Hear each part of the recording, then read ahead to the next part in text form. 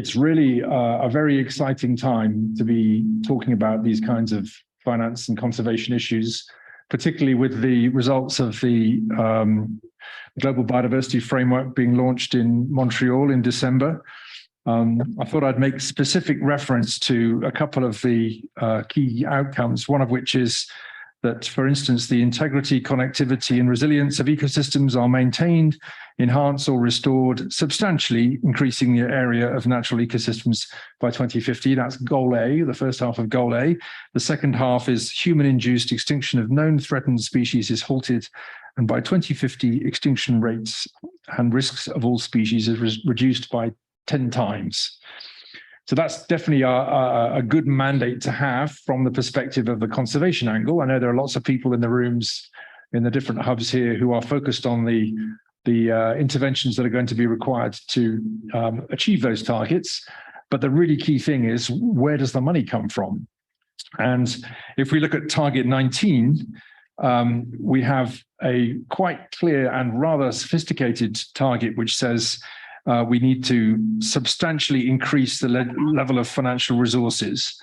The amount of money is, I suspect, probably largely academic, but it's a lot of money that is required. But the really interesting thing is that it specifically mentions in this target 19 that we have to leverage private finance, promoting blended finance, and encouraging the private sector to invest in biodiversity. So it's pretty much our mandate, the CPIC mandate, is written there in black and white in the Global Biodiversity Framework. It also says under target 19 that we need to stimulate innovative schemes such as payments for ecosystem services, green bonds, biodiversity offsets, and credits, of which, of course, we're going to have a discussion a bit later on today. So we are in a moment where that opportunity is in front of us right now. So we really have to step up and make sure it works. The Global Biodiversity Framework is a societal goal. Up to now, it's really been the responsibility of the ministers of environment to deliver. Now it's the whole of society that has to deliver that. And CPIC's purpose is to help everyone in society contribute to that. So that's a really big and interesting mandate that we have, and I'm very much hoping we'll be able to respond to that. So with those words of introduction, I think I will pass the parole back to, I think it's the Secretariat based in the South Pole office in London, who will be handling the logistics for the next phase of the meeting.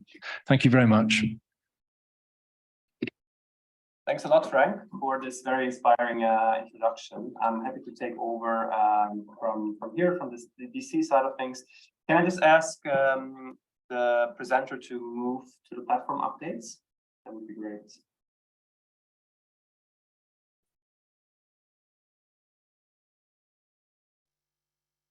Perfect. Just before I start, a few housekeeping rules. So if you are not talking, please put yourself on mute. So this is a hybrid meeting. We have 2 hubs. We also have lots of people joining us online, roughly 200. Please use the chat to raise your hands or ask questions or have a discussion. Please add also your organization's name to Zoom, so we know from which organization you're joining us from. And then also, most importantly, have fun and enjoy the discussions. So I'll quickly give an update from the platform coordinator. I haven't introduced myself in the beginning. My name is Ricardo de Carolis. I'm with South Pole, and South Pole is in its capacity managing the secretariat of the CPIC network. Next slide, please.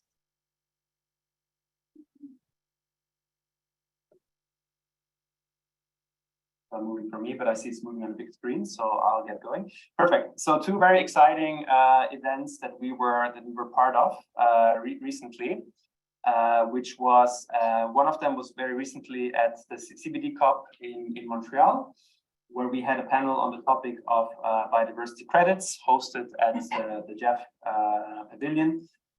At this point, again, thanks a lot for Jeff for making this happen, and also to the speakers and panelists that we had during this really insightful discussion. We had a handful of people in the room, but we also had a lot of people joining online, and we got a lot of positive feedback on this discussion.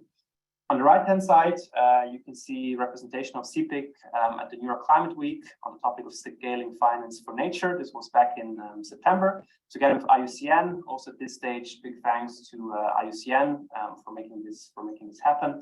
I wasn't there myself, though I heard that the room was really crowded and there was a very positive discussion and lots of engagement on the topic. Next slide, please.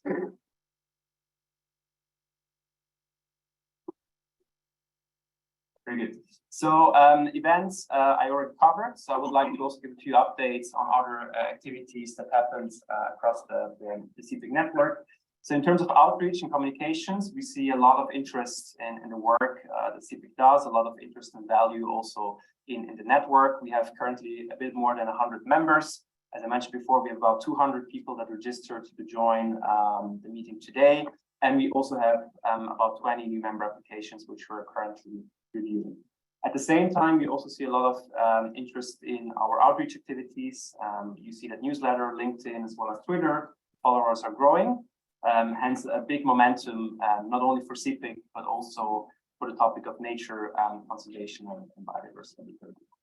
In order to build on this momentum and to really also extend the activities of the network, we are currently looking for partners to provide or support finding in running CPIC and investing into the expansion. I'll give a few concrete updates how you can contribute in a second on the next slide. Two project-specific updates, which were also, I think, mentioned during the last semi-annual meeting.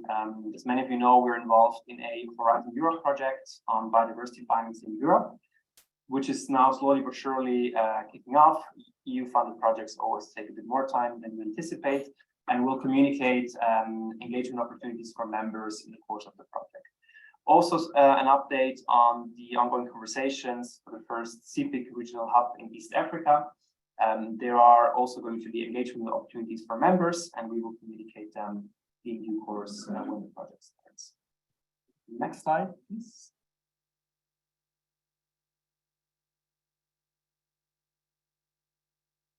Great.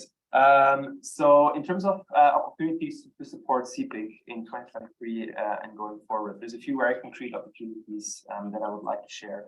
On the one hand side, many of you might recall that in 2021, we issued the first conservation finance report, where we got a lot of very positive feedback. It was a more comprehensive publication, and we're currently evaluating whether we should produce an updated version of this conservation finance report. So it's going to be short reports, mainly with updates, of course, for CPIC as well as for members that are engaged. There's the benefit of name recognition, possibilities to engage partners and members, and obviously also great to see what is the progress between 2021 and now when it comes to conservation finance. In terms of total funding target, we're looking for 70 to 100,000 for an updated publication. Of course, if you would like to contribute also with smaller amounts, that's always possible. Happy to have a discussion about that.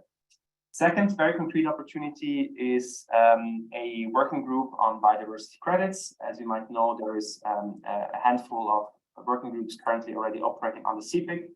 And I think since 6 months, as we see also a lot of momentum and traction for the topic of biodiversity credits, we are evaluating whether to build on a dedicated working group around that topic.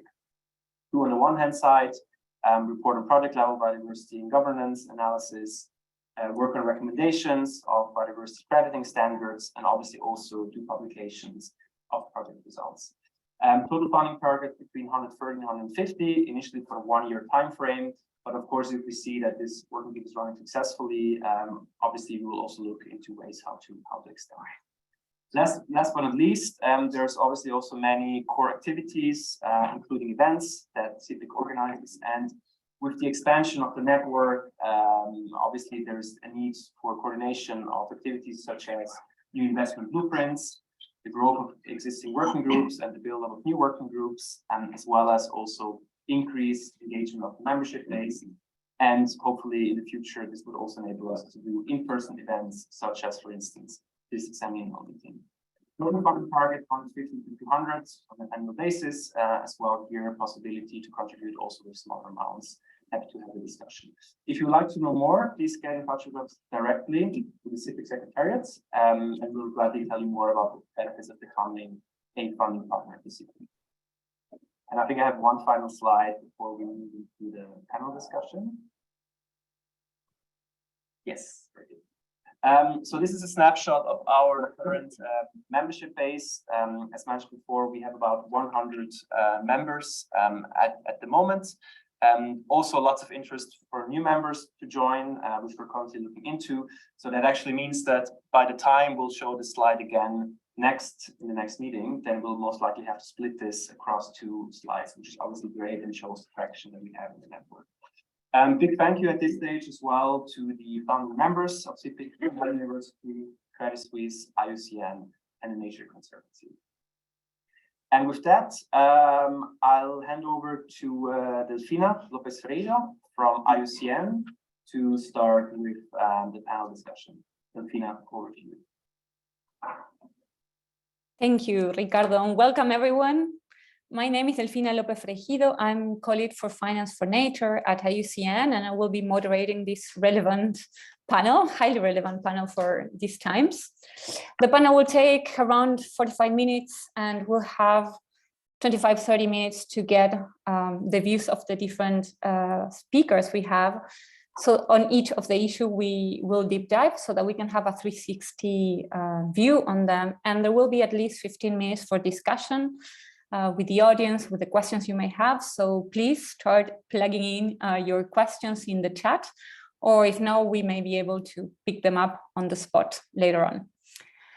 So the panel will revolve around capital flows in conservation finance, the impacts of the Global Biodiversity Framework.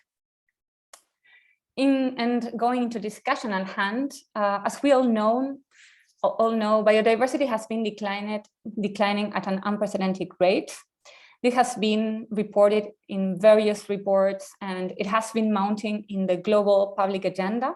And it has been also growing in the financial agenda, at least for the past 3 years, now almost entering into a 4th year of this growth.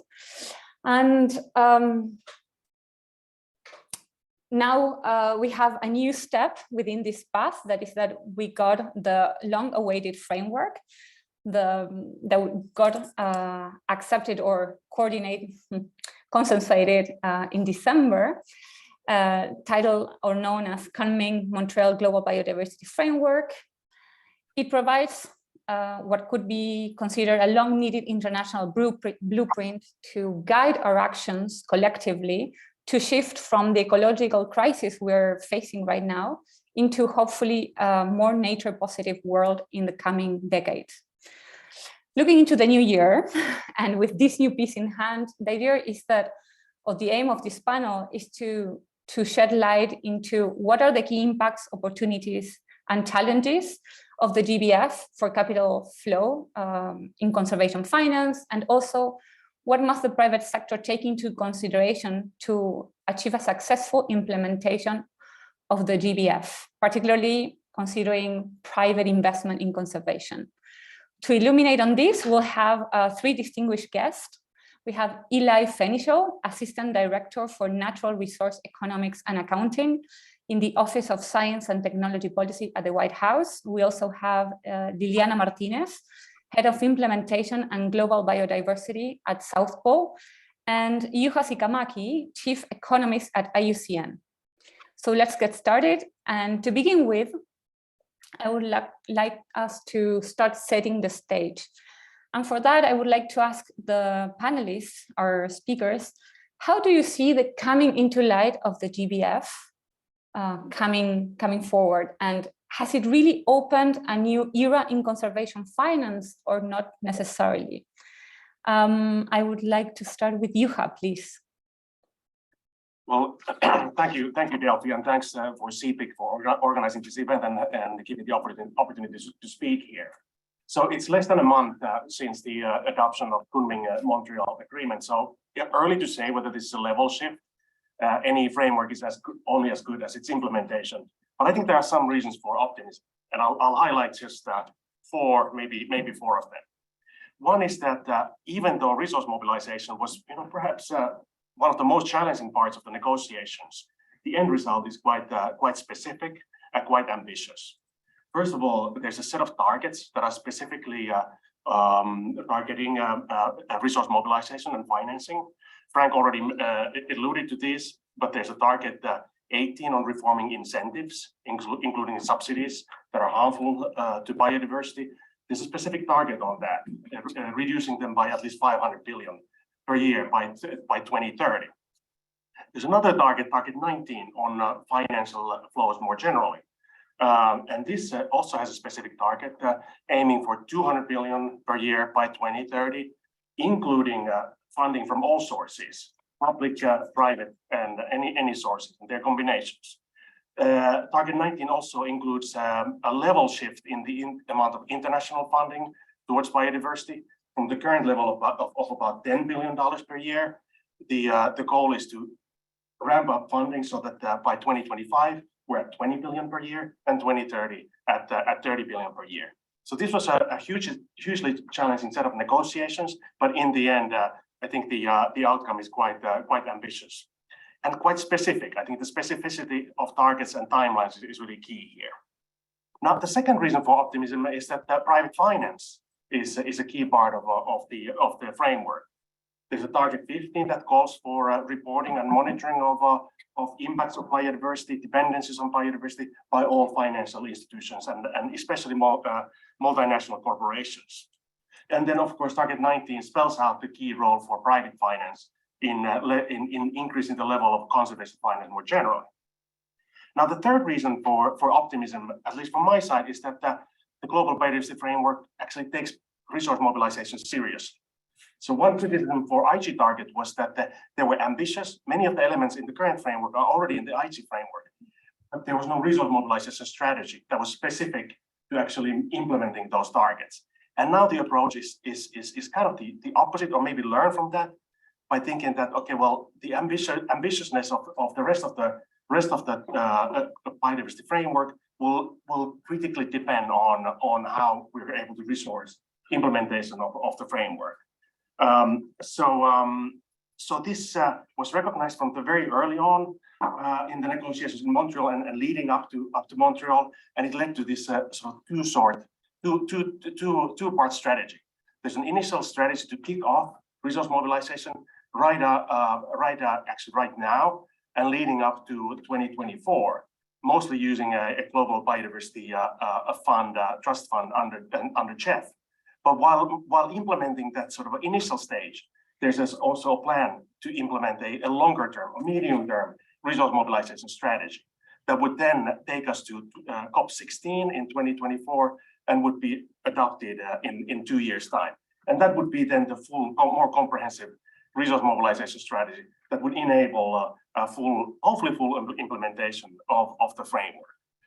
And then finally, I think the fourth reason, and it might actually be the most important one, is the kind of the totality of our Global Biodiversity Framework. It is ambitious. It is quite specific, measurable, specific in timelines and targets, and that sets it apart from the previous framework and makes it at least trackable and possible to monitor. And of course, now we have the framework in place. It's easy to maybe forget that the road up to the adoption of the framework was pretty rocky, and even a month and a half ago, it was not clear that we would be sitting here talking about the implementation of a framework that is quite ambitious. So I think in that regard, I find some reasons for optimism. And then maybe to conclude, the fifth point here is that of course we're now in a different world than we were when the implementation of IG targets began. There's a much greater deal of optimism and participation in biodiversity conservation by all actors, especially the private sector. So even from that perspective, we have a much greater hopes of effectively implementing the framework. So cautiously optimism, but everything will depend on implementation. Thanks, Delphi. Over to you. Thank you, Juha. Eli, could I follow with you? Yeah, thank you. Good morning. Thank you for having me this morning. So Juha did a great job explaining all of the cool, wonderful things that are in the Global Biodiversity Framework. I think the question here actually has two really interesting parts. One is, what is the Global Biodiversity Framework? do, which you have really just answered. And the other is, what does this mean for conservation finance? And I think part of the reason that we have such a forward-leaning global biodiversity framework is conservation finance was already moving, right? This wasn't out of the blue. This didn't come from nowhere. People have been thinking about conservation finance for quite some time across the spectrum, right? This isn't just coming from environmental NGOs. It's not just coming from the finance sector. It is many groups learning to talk together and learning to dance together is probably a good analogy. If I think about the way I dance, it probably involves stepping on feet occasionally. But it's these two groups coming together, and it was the involvement of the private sector, I think, at COP15 and it really engaging over the last decade, really, that got us to a place where there is so much opportunity for private conservation finance through the Global Biodiversity Framework. There is a faith and a trust for private actors to contribute, and there is a need for funding from all sources. I think part of what's going on here, I've been thinking about this a lot lately, is like words like climate and environment. They're the things like we operate in. Like, think about what those words mean. They're like the place we operate in, right? And they're the thing that we usually take for granted that is not changing, so we know how to operate in the rest of our world. And so when it comes to, now that we know those are changing in systematic ways, when it comes to finance, there are huge opportunities, which I think this group recognizes, and the international environmental community behind the Global Biodiversity Framework is also seeing this. And so understanding how those change in a way that private actors can invest funds and earn returns by providing what are public goods and capitalizing a fraction of it privately. And I think this is where we really need to get to. There is a lot of ambition and a lot of optimism in the Global Biodiversity Framework. And now there's a lot of opportunity to think about how we're going to make that happen. And I think that this is really the critical moment between now and the next and COP16 in Turkey, where there's going to be more concrete actions. And I think that the key thing from a conservation finance perspective is to continue to stay out in front and continue to lead with providing sources, making sure that there are sources available from the private sector to engage in ways that both secure a positive environmental future, a positive biodiversity future, and a positive economic future, so that we can keep economic policy and environmental policy, conservation policy, get them on a single track, so they're not competing with each other. Thank you, Eli. Liliana. Yeah, thank you, Eli and Juha, and thank you, CPIC, for organizing this event and give us the opportunity to present here.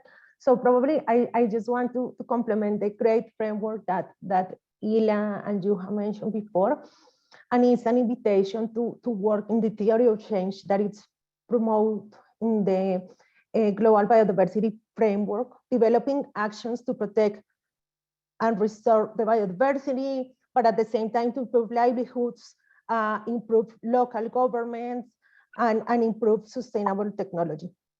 I think that all of us need to work on the vision of this Global Biodiversity Framework that is living in harmony with nature.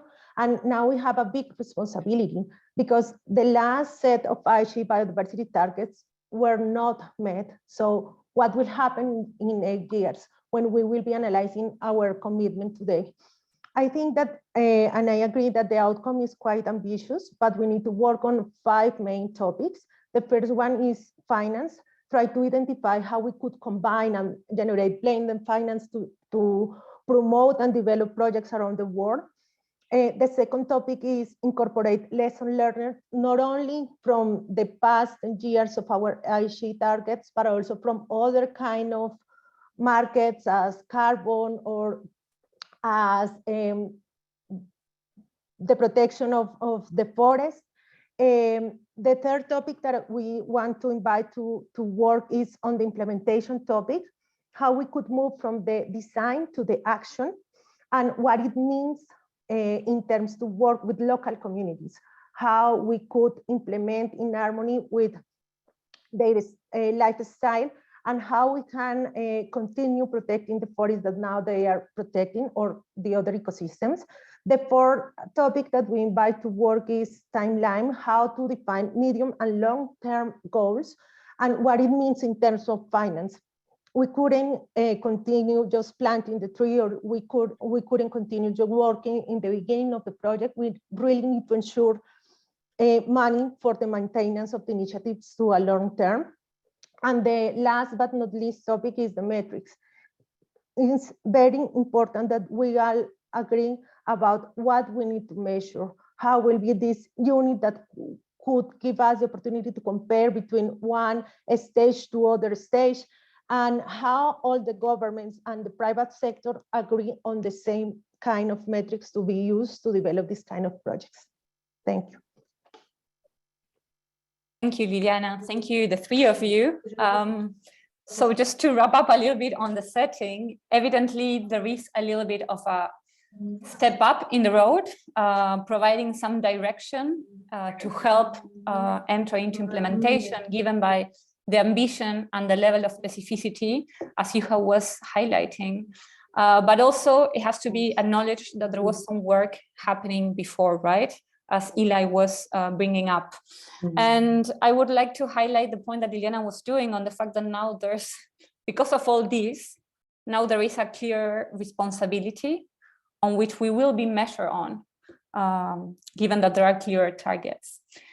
So with that kind of state behind us, I would like to move now into discussing a little bit about the players, right? What are the new demands the DBF brings to the different players that we need to mobilize to ensure that we have the availability of capital needed at scale and at the speed that we need it? Who's already onboarded? Who still needs to show up or is pending to show up? What can we expect to be the immediate actions of or reactions of the players that have already been engaging in this agenda? And in this context, I would ask the speakers if they can weave a little bit some considerations related to the target 19C and target 19D, that they touch on leveraging private finance and on stimulating the innovative funding schemes. In this case, we're going to start by you, Eli. Thank you very much. So I think one of the interesting things is if you read the Global Biodiversity Framework, all the concepts are there. They're the same concepts that have been around for a decade or more, right? My academic life, we probably don't need more papers, like conceptual papers about what are payments for ecosystem services, or what is a green bond. Like we know these things, we have the high level theory. What we need to be developing now is the boring plumbing to make this stuff happen, right? We might need some institutional development or institutional evolution. And I think we also need, what I think of as a bit of the stomach, because not everything in finance always goes the way you think it will. And I think that understanding that is a bit of a challenge. We need some continued communication and education. I think that in the biodiversity community, in the global conservation community, there's a lot of excitement about the role of private actors' investment in conservation. Sometimes all that's heard is more money for conservation. And I actually think the global finance community has a lot more to offer. And so we need to continue having those conversations. My experience, my caricature of a lot of the biodiversity community is they are it's an incredibly passionate community that realizes that every bit of nature matters. It relishes in the complexity of ecosystems and tends to be rather risk averse. Finance, on the other hand, does actually three things. It manages risk, it rewards and encourages risk taking, and then it breaks complex problems into small bits, often in an effort to manage risk. And so there's a lot of ideas along with the money that have to come along from the conservation finance community. And they need to be developed in a way not that is shall we say, imperialistic, that we know everything, but working together with the scientists who understand the systems, because they're different than the engineered systems that we're used to investing in. That said, we need to be leveraging the knowledge of how do you break up complex systems, how do you take risk, how do you encourage risk, knowing that occasionally things will not work out. So we need to be also developing the ways to be clear about the goods being delivered, right? We can think about futures contracts, we can think about lots of innovative, if you think about history through financing, like the idea of a futures contract for tulips and then ultimately for agricultural goods, right? Something got delivered at the end. It wasn't always certain. We need to be clear about what are the goods being delivered, how do we do the monitoring and the metrics, which was just brought up, and that's what we're headed for. The other thing we need to keep in mind is that what we need to be developing in conservation finance are thick liquid markets to make these things really work, right? And the more we layer on co-benefits and other concerns to everything we do, the harder it is to create those thick liquid markets. There's sort of these two forces pulling against each other. And that's a continued conversation we have to strike the right balance, right? This goes back to what are the goods that are being delivered at the end of, that are being financed.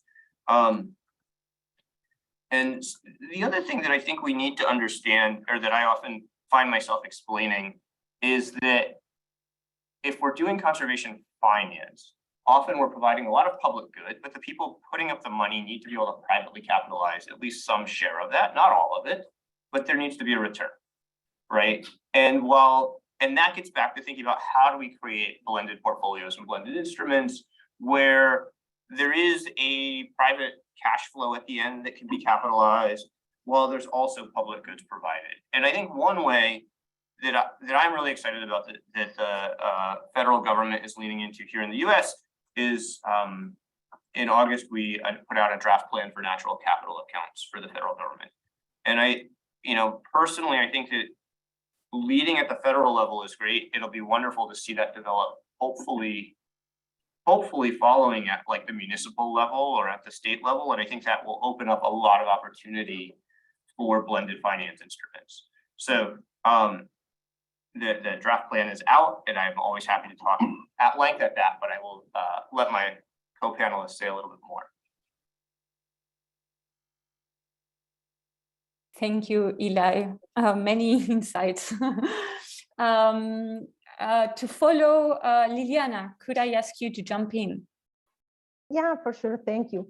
And more than agree with Ila, I just want to mention two additional things. That the first one is that Global Biodiversity Framework brings a full and effective participation of indigenous people and local communities in the implementation action. So we need to involve them more and invite them to participate more in the development of the project, not just in the final step that is the implementation. So we need to give them the voice to participate and generate this kind of designs that give us the opportunity to work in partnership among organizations with the global, national, and local levels. Additionally, I think that it's important to define some key criteria for this blended finance, especially on the disclosure of the information, because if we are interested to generate like a market or innovative schemes such as payment for ecosystem services or biodiversity credits, this kind of finance mechanisms, we need to agree in the disclosure of the information, in the generation of the information, and how we can work together in the same place and not generating the same baseline in the same area. So we think that this is a big opportunity to work together and include local communities on this decision making. And it will require a great effort of collaboration and coordination to match needs and expectations with fundings and outcomes, but will be the only way to be these projects in a long-term sustainable and applicable to the communities and to the ecosystem that are important to protect. Thank you. Thank you, Liliana. And Juha? Thank you, Delphi. And just to follow up on the comments by Eli and Liliana, At the outset, the objective of the Global Biodiversity Framework is to align all financial flows with biodiversity. So this is a comprehensive approach, and whoever is not doing that yet, there's a call to bring them on. And there's a specific call that calls for international financial institutions, such as the World Bank, IMF, others to take this on board, start aligning all their funding financial flows with the Global Biodiversity Framework. So this is it's a major shift. I think that we expect to have implications on all funding internationally. There's a great call for private financing, of course. And here, I think we recognize that there's been a lot of progress already by certain groups and frontrunners, such as CPIC, in getting this started. But there's a great deal of further involvement required by financial industry more generally to join the agenda here. How will that happen in practice? I mean, we know that there are several efforts that enable this. There's TNFD and there's science-based networks. There's a number of other initiatives by IUCN and others that will help pave the way here, including through CPIC. Another, I think what will be a key element, especially thinking about the merging public and private finance, is the national biodiversity finance strategies that the parties are expected to prepare by the next COP16. So that's only 2 years from now. So I would expect a great deal of effort in engaging not just the specialty groups and frontrunners, but all actors in this space, and hopefully to have some sort of roadmap already by COP16 to involve everybody. Thanks. Thank you, Juha. Just to recap a few of the points on the players, we seem to have on board a good deal of the financial players, but I want to highlight what Eli brought up, the fact that we could get more from the global finance market and players. And then a few of the players or stages of players that were highlighted as needing specific engagement. One was subnational governments, municipal governments particularly, indigenous people and local communities. They need to engage them early on. And then the work that has to be done when we're thinking of private finance in combination with public finance, the role that the international development finance institutions can play, like the IMF, World Banks.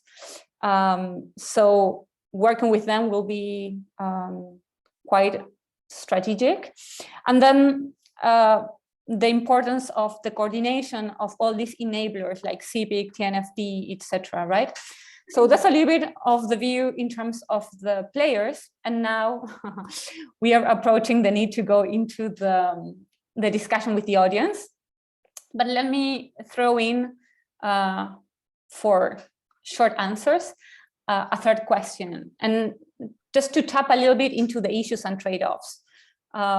Against the background of not having enough time to recover nature, the importance of being robust in our actions and answers, the fact that we count with at least 7 or even more years of the sustainable finance and conservation finance development that makes us have some background to work on.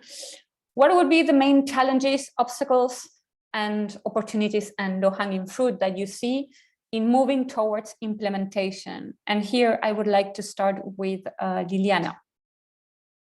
Thank you, Delfina. Yeah, a quick answer is that I see a challenge to have defined global, or at least at a national scale, how to measure metrics against is a big, an important point.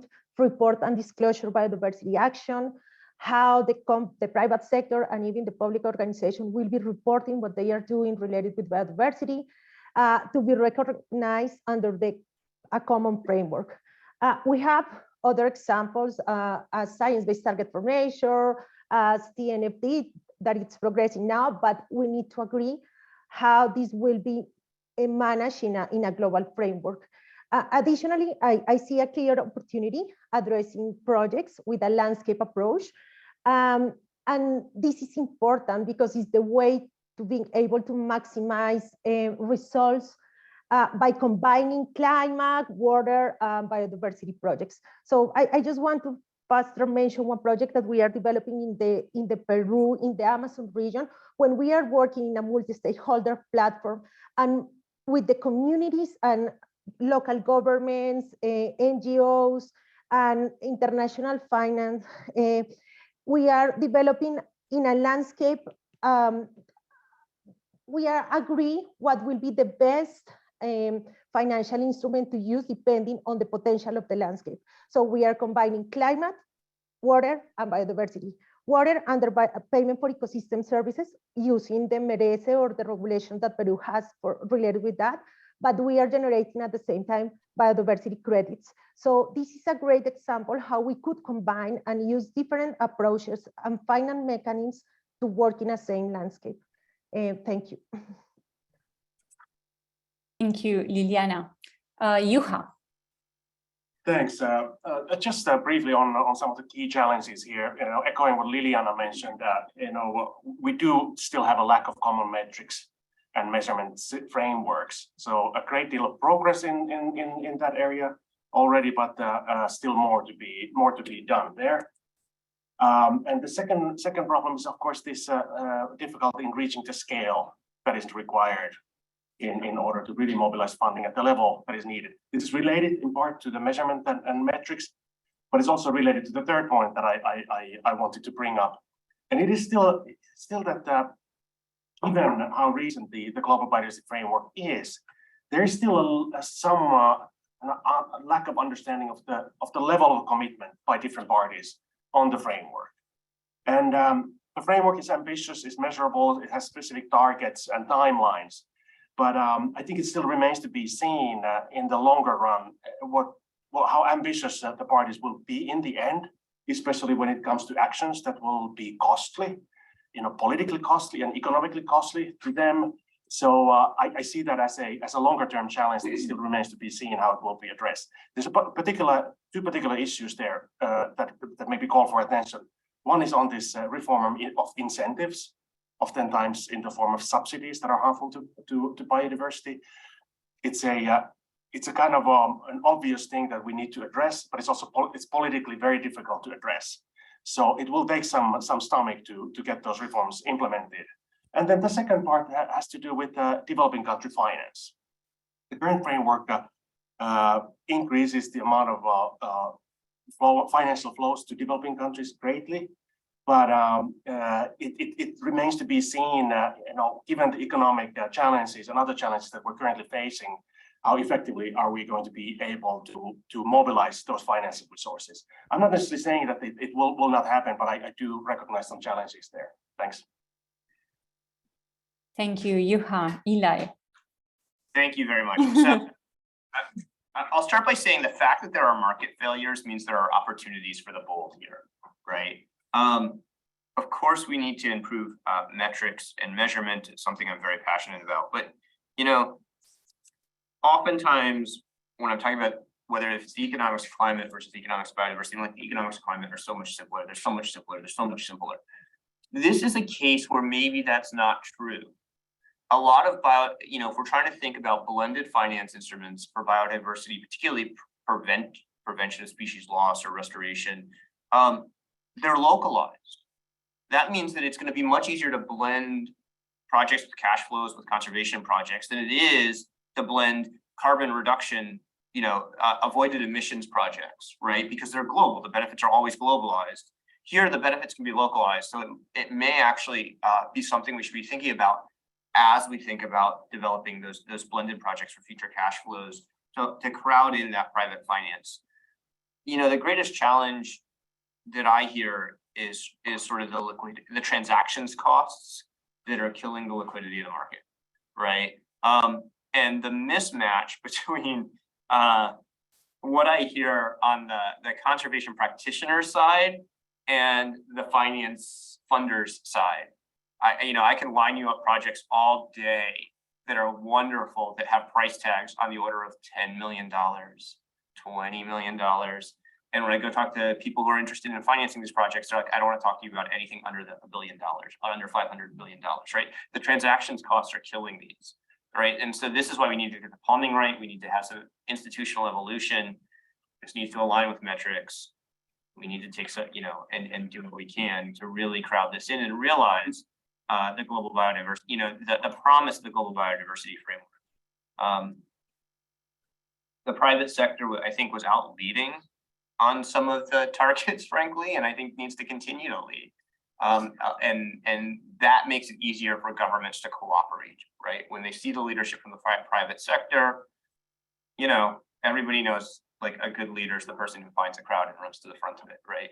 So this is why it's really important to get these three things aligned, to get the metrics aligned, but to really figure out how we get the plumbing aligned to match up that market and crowd private funds.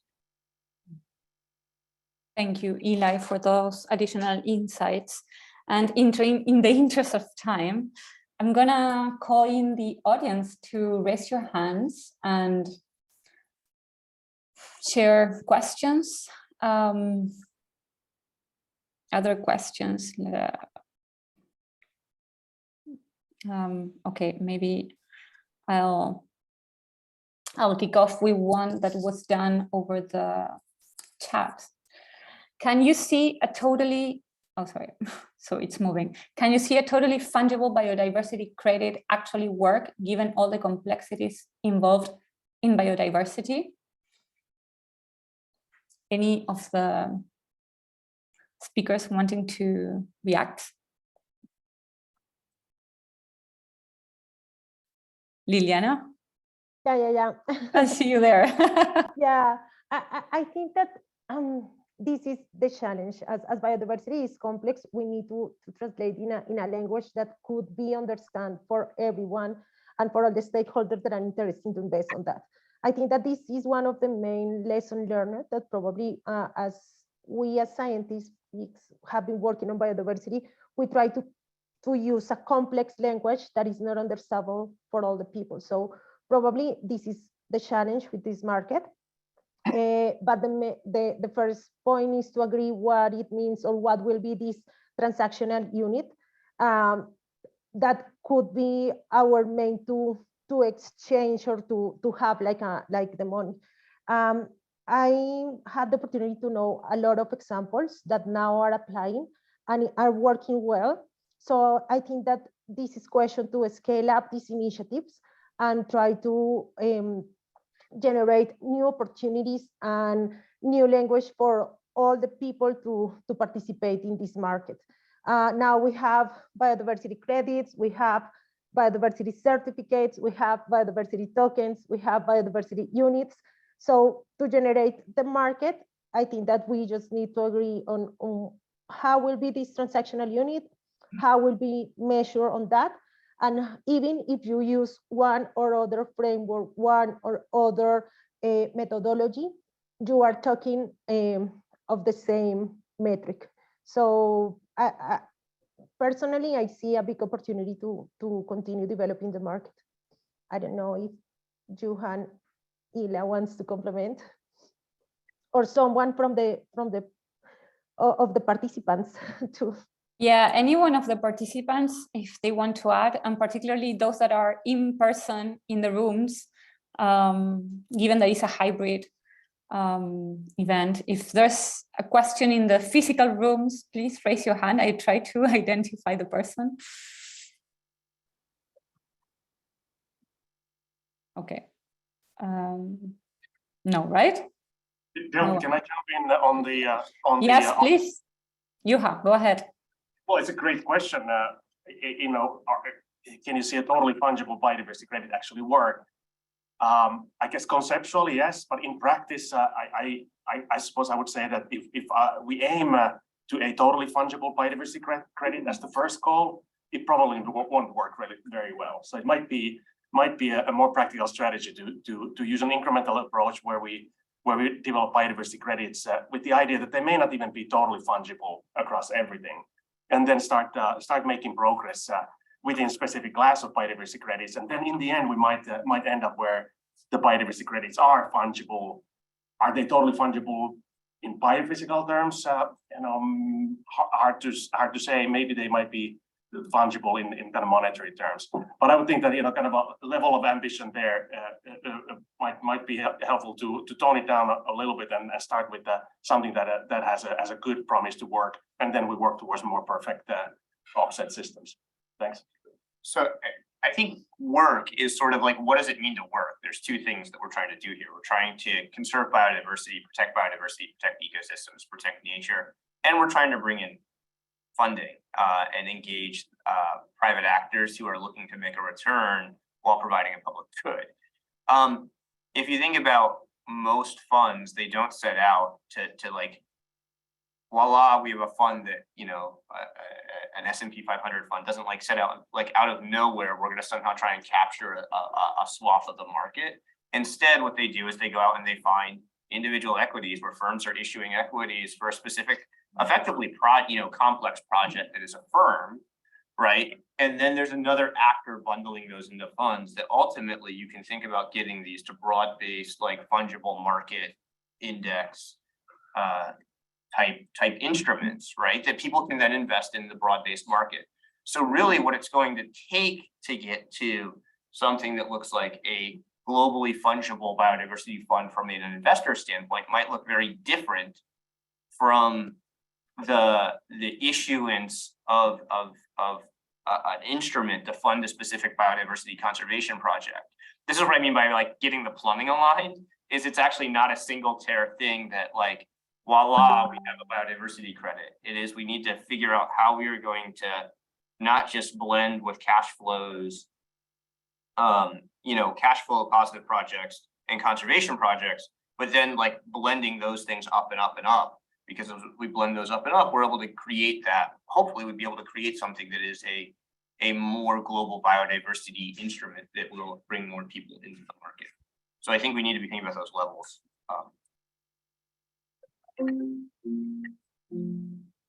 Thank you, Eli. A follow-up question on that: is the number of hectares restored a possible fungible metric? I don't know if you read it, but just in case someone has an insight on that. The number of hectares restored as a fungible metric. I think that we need to have like probably, and it's a great question, thank you. I think that probably we need to have like, depending on the type of ecosystem, we can talk of restore or just have some specific outcomes before to say that we restore the ecosystem. Probably for that reason is that it's a little bit difficult to define the metric, as was mentioned before, because it's too complex. But I think that we could have like some outcomes related with impact, and some that this could be restored, for example, and some outcomes related with manage that could be planting trees or starting some activities like that. So yeah, this could work, but in a long-term project. Delfina, we have a comment in this. Yes, yeah, I'm actually reading, and there are one question and a common question that I think that both of them deal a little bit with the level of scale of mobilization in finance and the ticket size. So maybe the speakers may want to react on that. Some of the specific things might there be a tension between the needed magnitude, 1 billion, versus the local aspect of projects and metrics. And then there's a question specific on the ticket sizes, and that private finance usually looks for larger ticket sizes or larger projects in terms of the amount of money needed to put in, versus the scale of the projects in several countries may not be that big. So, yeah. I think we have a comment to a previous question, right? Yeah, that's okay. But I mean, if final comments from Juha, Liliana, and Eli, if they want to share their thoughts on this. Sure. My thoughts are there's huge opportunity here. There's a huge opportunity because I think the serious finance folks and the serious conservation folks are really, while we've been talking about this stuff for over a decade, we're really just getting serious to talk beyond the bespoke project, right? I mean, USDA has been doing payments for ecosystem services since at least the 70s and back further, right? Like, they just weren't calling it that. Like, we get it. You pay people to do something and they do it, right? Like, you'll make a market. What we're trying to do is figure out how to build up those projects and bring things beyond bespoke, bespoke projects in, drive down the transaction, bring more people in, people who do not want to learn about the details care about biodiversity, but do not want to learn about the details of these hectares or those soils or those critters or those trees. They're trying to balance a portfolio return. And we need to get it to a point where a biodiversity investment is just part of like a responsible balanced portfolio. It doesn't have to be everybody's portfolio. They don't have to be specialists. But like most institutional investors have like, N% of their portfolio in conservation investments, right? And that's just part of like having a balanced portfolio. I mean, that should be our goal here. And I think we need to continue approaching it from both directions, but making sure that we're actually like more often lining up between the conservation project side and the financing side. I'll just make a reference to the climate world, and just beginning from the observation that the climate world oftentimes is we view that as a sort of a forerunner here relative to biodiversity. And one reason why climate is a forerunner is that there's a strong agreement internationally. There's a relatively strong commitment by different countries and actors to climate goals. So this then makes effectively puts a ceiling on emissions. This makes emissions costly, and it makes reductions of emissions beneficial. So that drives investment. We've been lacking that in the biodiversity world, but I think with the new Kunming-Montreal Biodiversity Framework, we have a chance of having similar structure where degrading and losing nature becomes costly, and then saving it becomes beneficial, and that hopefully will then drive and will drive investment to conservation, because there are returns to be made from that investment. Again, I'll go back to my original point that I'm cautiously optimistic here. Everything will depend on implementation, but at least I think we're in a place now where there is a sense that there's a level shift, that this is not just business as usual continuing, but rather there's a level of ambition that has been raised, and a framework that hopefully will support achieving that ambition. Thanks. Thank you, Juha, and thank you, Liliana and Eli, for all those insights. We are a little bit past the time, so I'll wrap up here. There will be definitely many points that could be deep dive. I see that there are various other comments on the chat, so maybe Daniela, when they recap, there can be some specific answers or put them in as further discussion, and we'll have the breakout session, so that will help. To wrap up, I would like just to recap a few points. First, the issue of location specific.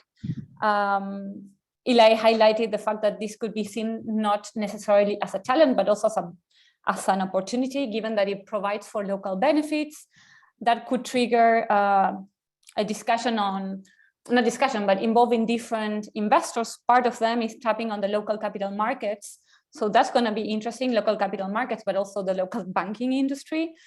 Then also on the location specificity, and Juha and Liliana touch a little bit on this, the fact that there will be issues with the size of the projects, and there will be challenges in scaling up mobilization at a global level, given these location specificities. But again, the market failures could be seen as an opportunity, as Eli highlighted. And a few additional points. I liked a lot the point that it's important to speak peer-to-peer conservation, biodiversity, people with finance people. We need to understand that now we're all on the same boat, and we need to understand that we come from different places, and the conversation has to be peer-to-peer, understanding that both sides have something to offer. And in that sense, and in that conversation, and in that spirit of conversation, I think we will be able to tackle better the multiple goals that we are facing as a society: climate change, biodiversity loss, etc., sustainable development, all the social issues. And finally, the positive part to kick off action and implementation is that we do have a sense of direction with clear targets, ambitions, and specificity, and we have enough players on board to move forward. So with that, I'll thank a lot our panelists and the audience, and I'll wire to Ricardo to follow up with the breakout sessions. Thank you.